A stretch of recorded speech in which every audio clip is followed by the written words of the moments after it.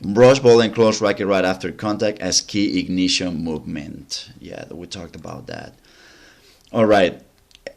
Explain the arrow. That's what I was thinking about. This is the arrow, this position here. When he's about to hit, the angle of his arm, you see the wrist and the butt cap pointing forward, lagging the racket. He's about to make contact with the ball. Remember what I have mentioned. His racket, his grip, the butt cap is going to be almost aligned with the shot when he's getting ready. That's going to give you a pretty good control of the distance of the ball. You're gonna lag the racket on the very last moment. You gotta feel like you wanna hit with the butt cap. At the very last moment, the racket is gonna come around and hit. In this position, the arrow, that angle, when the racket comes in that angle on the forehand and the backhand, when you're lagging, you always generate not only generates more spin, but you're gonna be able to hit a lot more in the center of the strings. You have a lot more control of where you hit the ball. You're not gonna be hitting as many shots with the frame, but again, you gotta keep your head still. After contact, you gotta end up looking at the background just for a split second, and then you look away. Head of racket below ball's position. He's dropping it to add spin to it. The wrist, he keeps it firm. A lot of people use too much the wrist, so the racket looks like that when they're swinging. It looks kind of like one of those needles on the air, with those things that measure the earthquakes. The racket moves too much like that, you're gonna hit a lot of frames that you're overusing the wrist. Keep the wrist firmer to hit through the ball, and feel more the pronation with this part from here to here with the forearm. Firm wrist pronate with forearm for more pace and control. Yeah, you use the forearm to hit with more, especially control. That's gonna when you don't overuse the wrist, it's gonna give you a lot more control of the shots. It's gonna allow you to hit a lot more center in the strings. You're not gonna see many shots that you'll be hitting with the frame. So don't overuse the wrist. That's a very important. But remember the angle, the arrow thing here, that angle on the backhand and the forehand, lagging the racket, butt cap in the front. That is gonna give you, especially that's gonna help you a lot to hit with the string, to center that ball.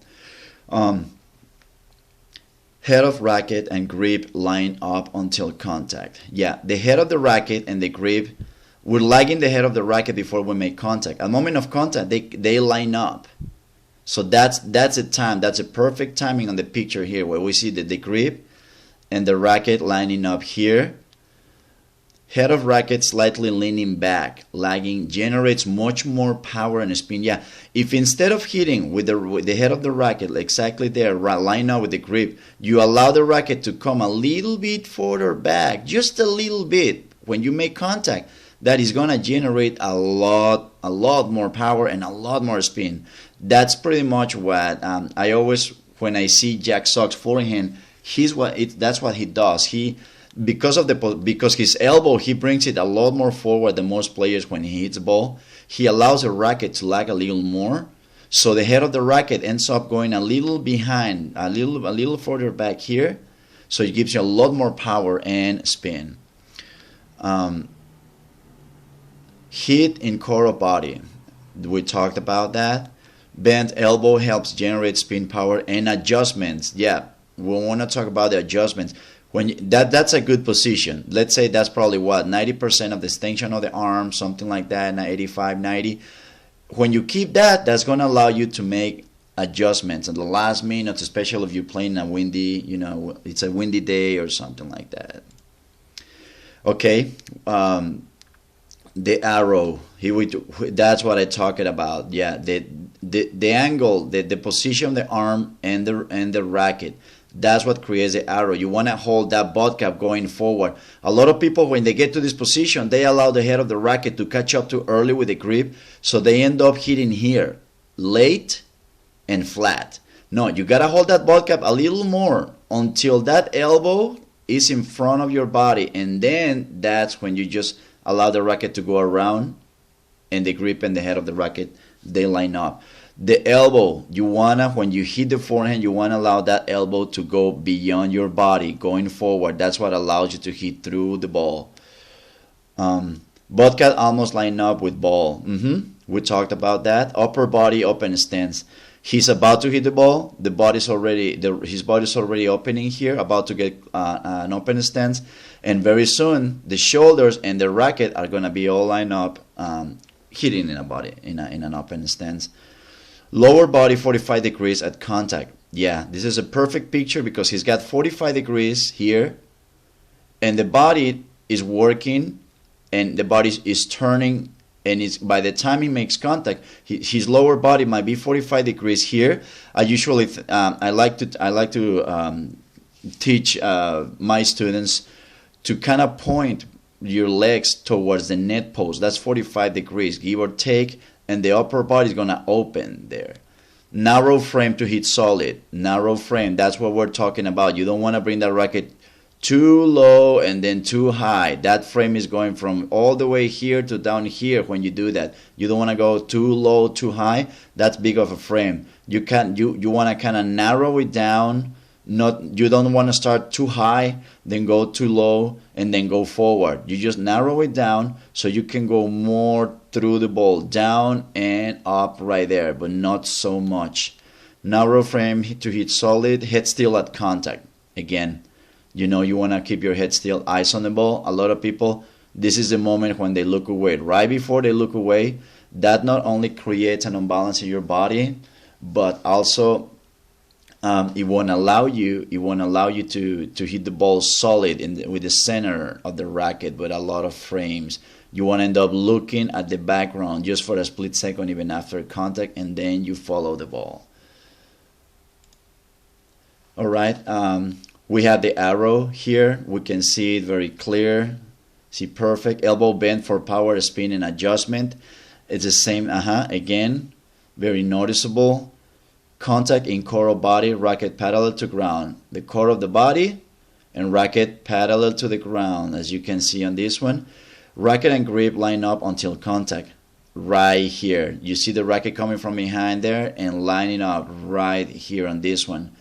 Body and racket align in open stance at contact as quarterbacks, pitchers, and boxers do.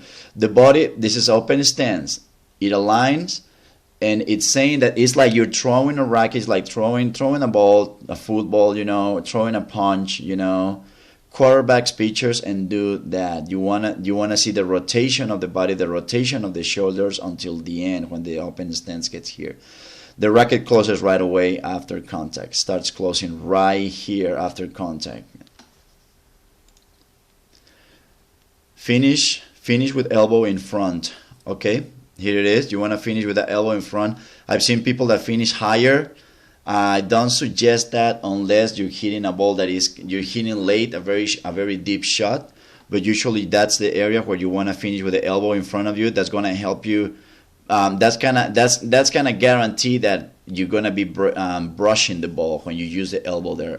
Of course, you have to be using the right grip to brush too. But this helps you generate a lot of spin. Swinging all the way around, bring that elbow there. Swing all the way around. Or the swing, you're gonna bring all. If you think about it, it's almost a 360 degree swing. When you turn to where all the way you go around, look where he's finishing. It's pretty much a 360 degree swing. Loose and confident.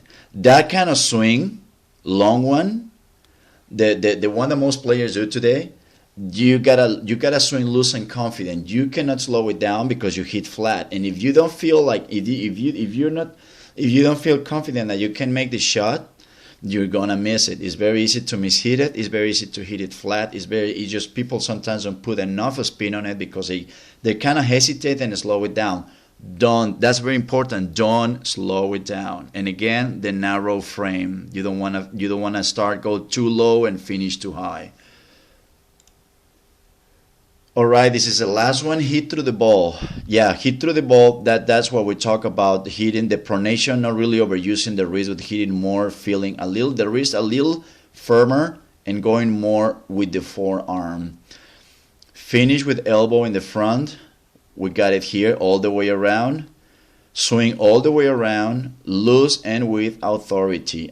You gotta swing loose and with authority. Otherwise, if you slow it down, it's gonna go flat. If you hesitate, if you're not very confident in the shot, it's very easy to miss-hit. It's very easy to hit with the frame or hit it long. Don't slow down the swing. It will make you hit flat. I cannot emphasize enough on this, guys. That swing doesn't mean that you gotta go super fast, but you just gotta go natural. It's got to feel natural swing, but don't slow it down. When the swing going even half pace, or let's say 75% pace, generates a spin. When it generates a spin, the ball is gonna kick in. But if you slow it down, you're hitting flat. So that ball is just going to go long. So this is very important. Don't slow it down because a ball is going to go flat. You got to feel loose. You got to feel relaxed. Swing away all the way around. But you want to make sure that you pay attention to this, the elbow in the front. Swing all the way around with a narrow frame. We talked about the narrow frame. Loose and with authority. This kind of swing doesn't work if you hesitate or slow it down. Okay, guys, that's all for today. I hope it helps, and I'll see you next time.